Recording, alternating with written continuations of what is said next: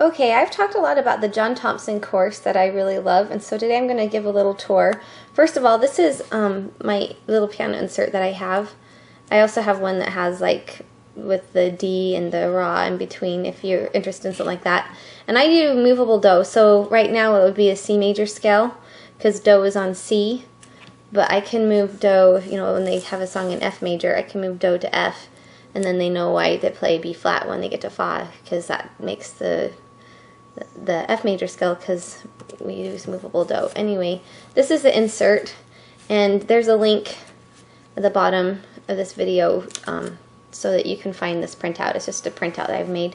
So without further ado, let's go look at the John Thompson course.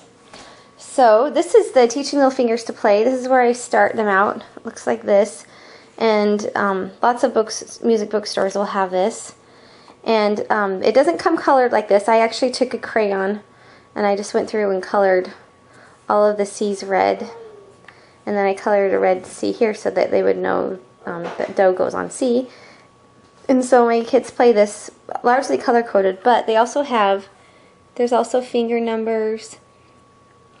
And then there's something new. Every lesson teaches a little something new. So here it's, you know, new notes. And, you know, then they have hands together. There's some theory. There's a little bit of, you know, history of the Song of the Vogel Boatman. It's a famous song. Yeah, and so I colored the C's red, and so Helen had to go through and color the G's. And the F.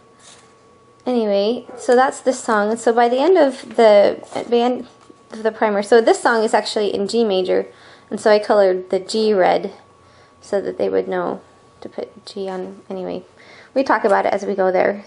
You know, there's a tie, little theory that's being introduced as you go through the book. Hand positions. Anyway, by the end of the preschool book, this is the duet. Well used and loved. They get a certificate.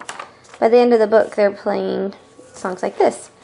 And then this book, I have not ever, I read about it in the introduction on the first page, but I've never seen this in a school book or at a bookstore.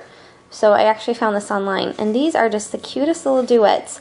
The teacher, John Thompson, he actually had an extra piano, so he would be teaching piano lessons from his piano.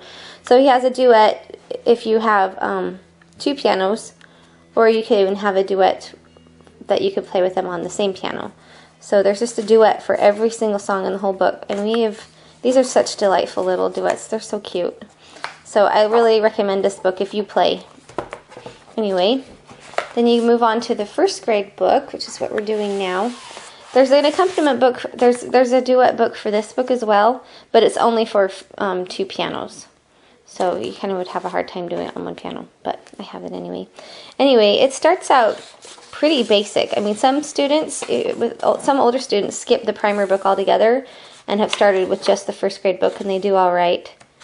There's some theory, information about theory. So here's the first song. You notice there's a hand position, a picture of hands on the piano, so that you can figure out where your hands are supposed to be and what the notes are. And there's finger numbers. Right now my kids have just done it off of finger numbers, but I've decided I'm going to go through and color these pages as well. Anyway, here's the second song. It talks about patterns, and here's an example of a pattern. And here's a duet book. Talks about shading. You notice there's just finger numbers again. So this song doesn't have the hands move. And then there's this description of what all of these terms are. So just things that they're supposed to be learning. So now they learn about sharps and flats and half note steps and whole steps. And there's a little bit of theory they can do. And I've actually let some of my students, if they had this book all for themselves, I've actually let them color the picture when they pass it off, and they really like that, and it helps them find their place.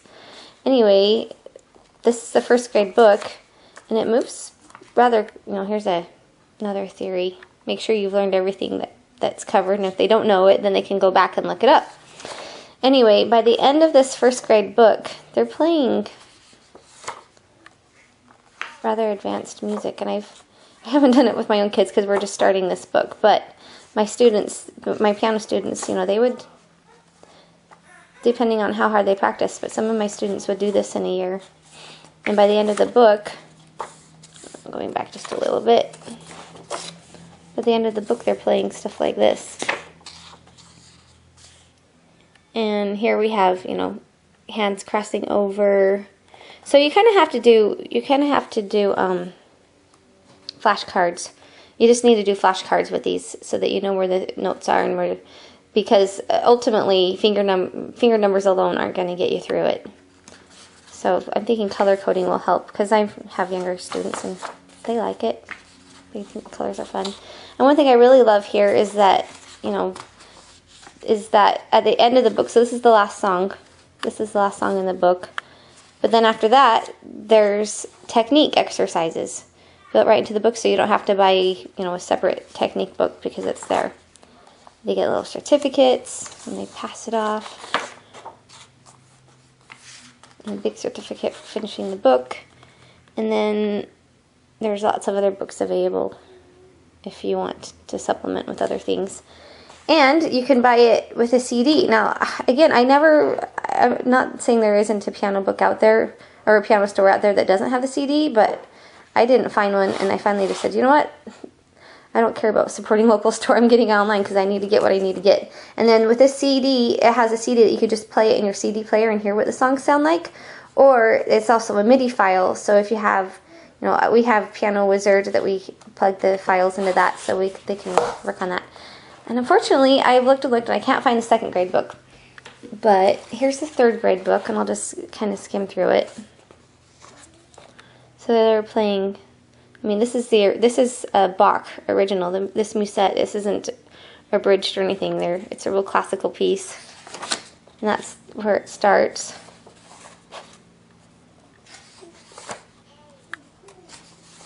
So, I mean, this is good stuff. Sonatina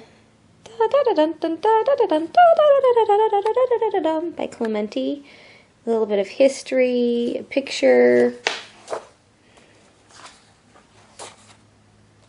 This was one of my recital pieces as a kid, and I thought she was so pretty. I totally fantasized about this picture.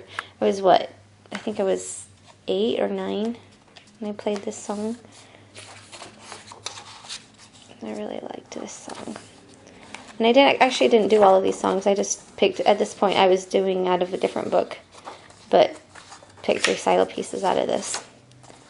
Anyway, so I actually never really, there was a CD of this one too. I don't know where it is, but anyway, I don't even know where I was.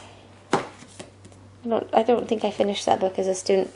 Anyway, I have the 4th grade book, and I don't think that there's a CD available for the 4th and 5th grade. Maybe there is, but I don't think there is. But by the time they're done with the 4th grade book, they're playing some pretty cool stuff by the time they're done. So my goal is to see if we can do one of these books a year. And in 4 years, they'll be playing stuff like this, if we can just be consistent. Anyway, and there's a 5th grade book too, and I can't find it either. I've moved and stuff is all over the place. So anyway, this is the John Thompson course. I think it's a great course. It's proven itself with the test of time. And thank you for watching.